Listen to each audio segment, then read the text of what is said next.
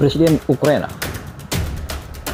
telah melarang Bapak Jokowi untuk menjemput Vladimir Putin ke G20 guys. Apakah Bapak Jokowi setuju?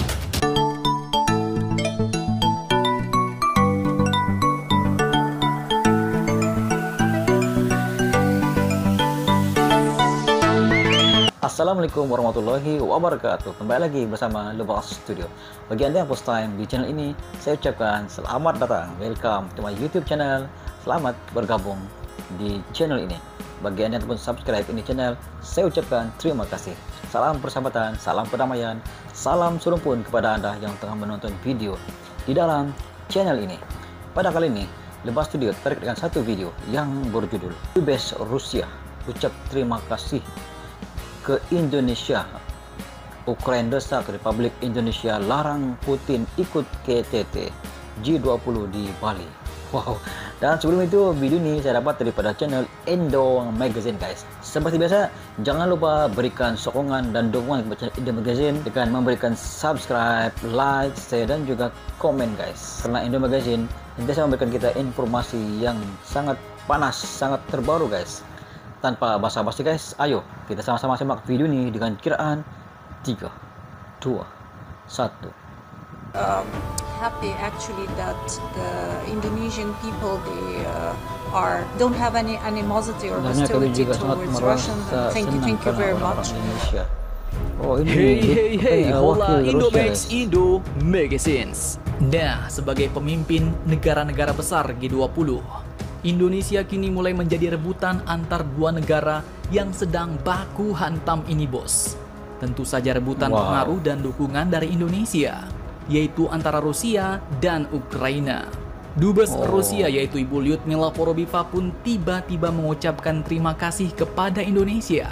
Nah, adapakah gerangan? Apakah Indonesia telah membantu Rusia? Beliau pun juga mengatakan bahwa Pak Putin berencana akan datang ke Indonesia untuk menghadiri KTT G20 di Bali. Sementara itu di lain sisi, Ukraina pun tak mau kalah saing bos. Mereka juga berebut pengaruh Indonesia, di mana kini Ukraina mulai mendesak Indonesia agar melarang Pak Putin datang ke KTT G20 Bali yang saat ini keketuaannya pun dipimpin oleh negara kita, Indonesia. Nah, bagaimanakah sikap Indonesia? Apakah Indonesia akan mendepak Rusia atau menunjukkan sikap bersahabat dengan negara penikmat vodka ini? Penasaran beritanya? Cus, tanpa banyak bacor, mari kita bahas beritanya satu persatu bosku. Oke bosku.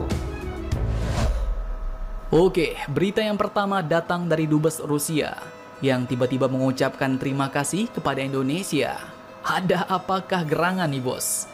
Dikutip dari Detik News, Dubes Rusia untuk Indonesia yaitu Ibu Lyudmila Vorobiva pun baru-baru ini, tepatnya tanggal 23 Maret 2022 kemarin, menyatakan rasa terima kasihnya kepada Indonesia karena tidak ikut-ikutan melakukan kampanye anti-Rusia.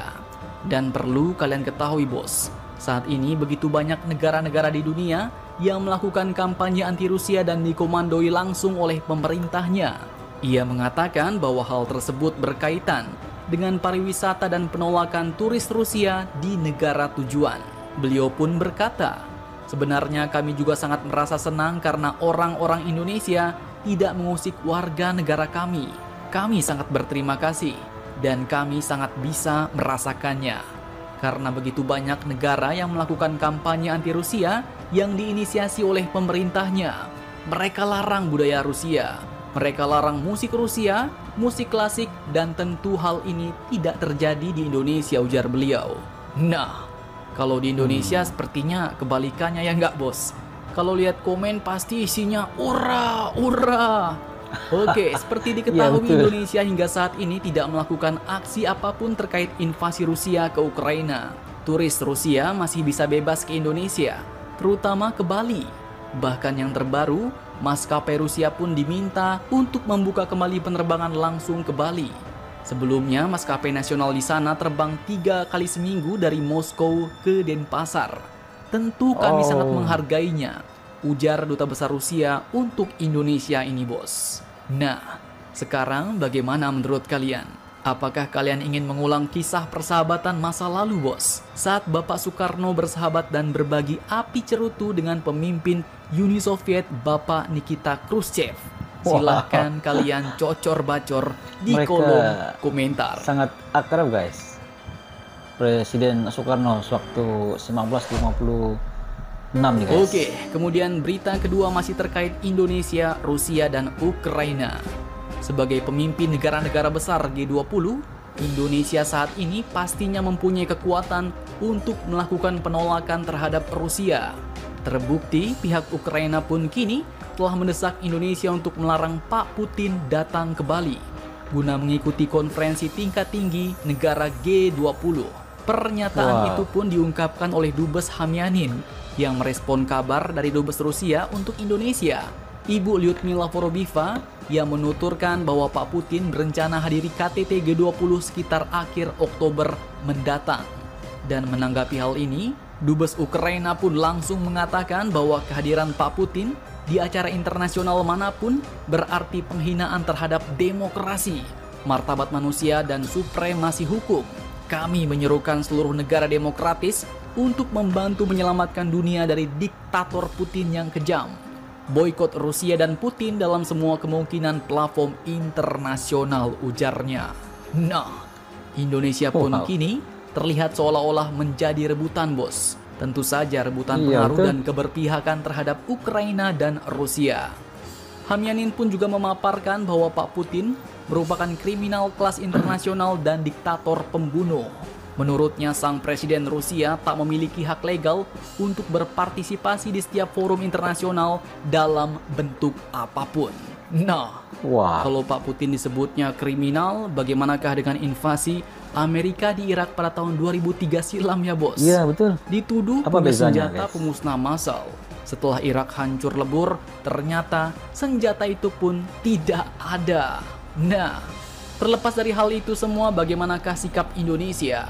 Apakah Indonesia akan mendepak Rusia dari KTT G20? Oke, sejauh ini sebenarnya belum ada pernyataan resmi dari pihak Indonesia selaku ketua presiden G20.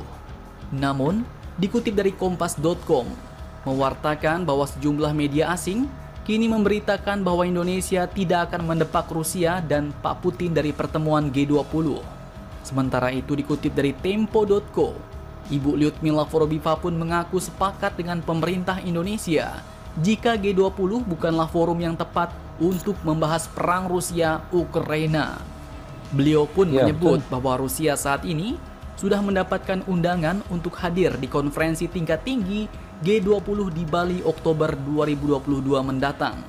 Dan berdasarkan rencana awal, dia mengatakan bahwa Presiden Rusia, yaitu Bapak Vladimir Putin, dipastikan hadir, bos. Dubes Rusia pun berharap agar Indonesia tidak menyerah terhadap tekanan yang diberikan oleh negara-negara barat dan tidak terkecuali Amerika. Sementara itu, dikutip dari JPNN.com, negara China Tiongkok pun kini telah ikut mendukung Indonesia untuk menolak tekanan Amerika yang mau mengeluarkan Rusia dari KTT G20 di Bali. Karena sebelumnya juga santer diberitakan, bos, bahwa Amerika Serikat dan para sekutu baratnya sedang mempertimbangkan untuk mengeluarkan keanggotaan Rusia dari kelompok G20 atas invasinya ke Ukraina. Namun, setiap usulan untuk mengeluarkan Rusia kemungkinan akan secara langsung diveto oleh sejumlah negara G20 seperti China, India, dan Arab Saudi. Nah, bagaimana menurut kalian? Apakah Indonesia harus ikut desakan negara-negara barat untuk mengeluarkan Rusia dari G20? Ataukah kita harus mempertahankan Rusia agar tetap bisa bersama dalam anggota G20? Silahkan kalian cocor-bacor di kolom komentar. Akhir kata seperti biasa mengucapkan, tetaplah kalian barbar dan jangan santuy terus. Demi Indonesia maju, salam Indomax, Indo Make Sense. Wow, informasi yang sangat padu guys daripada Indo Magazine. Demikianlah video daripada channel Indo Magazine guys. Wow, secara keseluruhan dalam video ini saya melihat bahwa Rusia dan Indonesia memang mempunyai hubungan yang sangat akrab pada masa lalu. Pada tahun 1956, hubungan antara Indonesia dan juga Rusia telah pun terjalin pada waktu itu, yang mana pada waktu itu pemerintahnya adalah Presiden Soekarno. Jelas dalam video ini mengatakan bahwa keakraban Soekarno dengan pemimpin Rusia pada waktu itu mereka sangat rapat, dan hubungan itu terus terjalin sehingga zaman pemerintahan Presiden Bapak Jokowi. Di sini, walaupun Indonesia ditekan oleh kuasa Barat seperti Amerika, kuasa-kuasa NATO, dan juga daripada Presiden Ukraina agar menghalang untuk jemput Vladimir Putin ke G20, namun Presiden Jokowi tetap dengan pendiriannya bahwa dia tetap akan memberi jemputan kepada Vladimir Putin karena Indonesia adalah sebuah negara yang mengamalkan non-blok, guys. Kemudian non-blok ini bermakna memberi hak kebebasan kepada semua negara untuk memperjuangkan hak masing-masing. Ini adalah satu tindakan yang cukup baik daripada Presiden Jokowi, yang mana walaupun diprotes oleh negara Barat, namun dia sebagai ketua G20, sebagai tuan rumah pada G20, maka dia tetap dengan pendiriannya untuk menjemput semua ahli G20 bersama-sama, guys. Dan ucapan terima kasih telah pun disampaikan oleh Dubes daripada Rusia kepada Indonesia, dan Rusia mengucapkan ribuan terima kasih kepada Indonesia kerana tetap menjemput ke G20, guys. Itu sedikit sebanyak pandangan daripada Lubak Studio.